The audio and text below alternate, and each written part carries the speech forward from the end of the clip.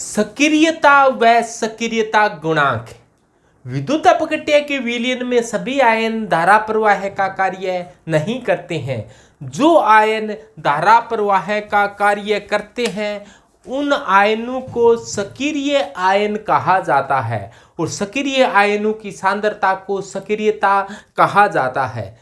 जिस प्रकार से कोई भी विद्युत अपघट्य है उसमें आयन तो काफी संख्या में होते हैं, लेकिन सभी आयन है वो धारा प्रवाह है यानी कि धारा ले जाने का काम नहीं करते। जो करते हैं उनको सक्रिय आयन कहा जाता है और उसकी सांद्रता को सक्रियता कहा जाता है। और सक्रियता होती है वो सक्रिय आयन, सक्रियता होती है वो सांद्रता के सीधी समानुपाती होती है। तो सक्रियता होती है वो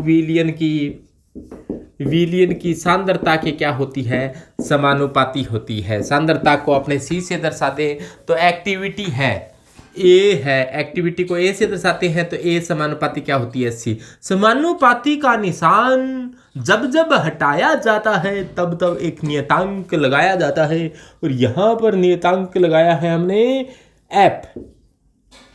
तो ए बराबर एफ सी। तो ये एफ क्या है,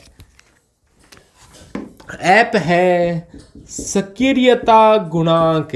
ये क्या है, सक्रियता गुणांक है, सक्रियता गुणांक। ये है एफ, एक्टिविटी कोफिशिएंट, सक्रियता गुणांक है। तो ए एक्टिविटी है, सी सांद्रता, ये सी सांद्रता है, ये मोलरता में लेनी है अपने को। ये सांद्रता है यानी कंसंट्रेशन है और ये कंसंट्रेशन किस में है, मोलरता में है।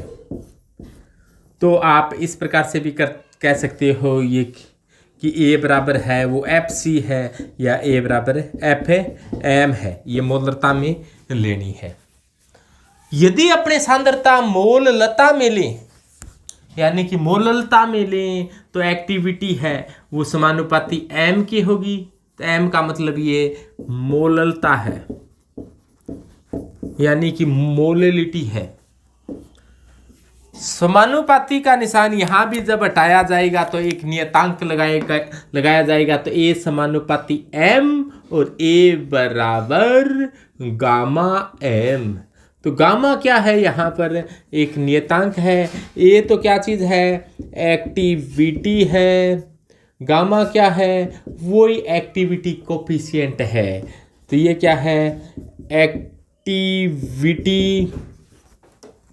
एक्टिविटी कोफिशिएंट है,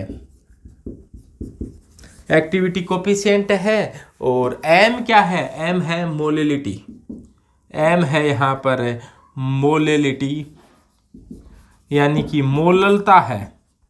एम क्या है, मोललता है। तो देखो ए बराबर एफ सी, ए बराबर गामा एम। तो अपने ऐसे कह सकते हैं ना कि ए बराबरी क्या है, एफ सी है, ए बराबरी गामा एम है। इसका मतलब तो क्या है, ये दोनों ही ए बराबर है। इसका मतलब एफ सी बराबर क्या है, गामा एम है। सी सांद्रता ये मोलरता में है, मोलरता। तो सी की जगह क्या लिख सकते हैं, एम बराबर गामा एम। ये मोललता है, ये मोलरता है, ये मोलेरिटी है, ये मोलेलिटी है। तो एफ अपोन गामा बराबर क्या हो जाएगा, एम अपोन एम। इस प्रकार से आप अपने बता सकते हैं। यदि इन नियतांकों का अनुपात करें तो ये क्या आ जाएगा, ये मोललता अपोन मोलरता। एक में लता है, एक में क्या है, रता है। ये लता है, ये रता है। लता और रता दोनों सिस्टर हैं, बहिन है। दोनों ही सांद्रता की इकाई है।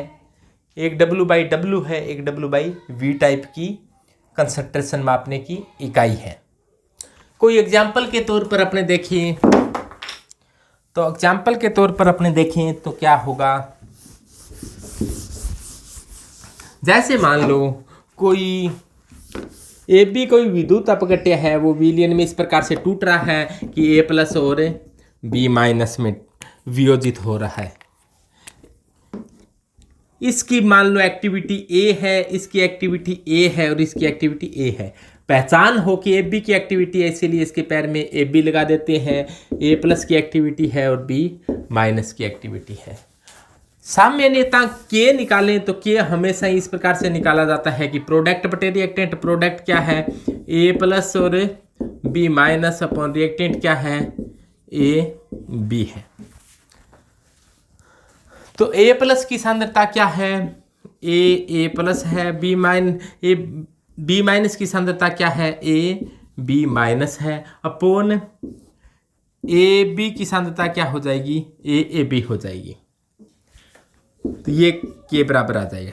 ए बराबर एफ सी होता है, तो ए की जगह एफ सी लिखें तो क्या आ जाएगा,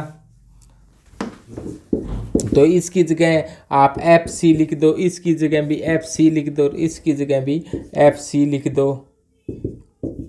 तो क्या हो जाएगा, ये ए प्लस की है तो ए प्लस, ये बी माइनस की है तो बी माइनस, क्यों ए बराबर एफ सी होता है ए प्लस के लिए, ए बराबर एफ सी होता है बी माइनस के लिए, और ए बराबर एफ सी है वो ए बी के लिए है, तो ए बी।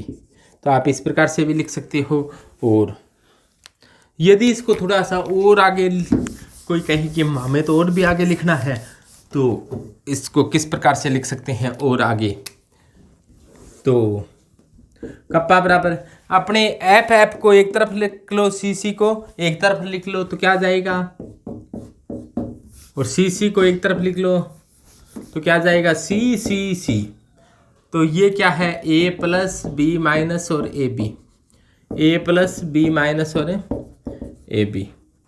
तो ये इस प्रकार से आप कप्पा ये सामान्यताओं को लिख सकते हैं। और ये तो ए बराबर एफ सी लिया, ए बराबर गामा एम ले लेते तो कप्पा बराबर क्या आ जाता, गामा एम।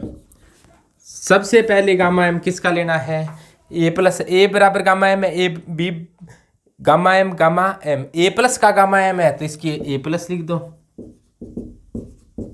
बी माइनस का गामा एम है तो बी माइनस कर दो,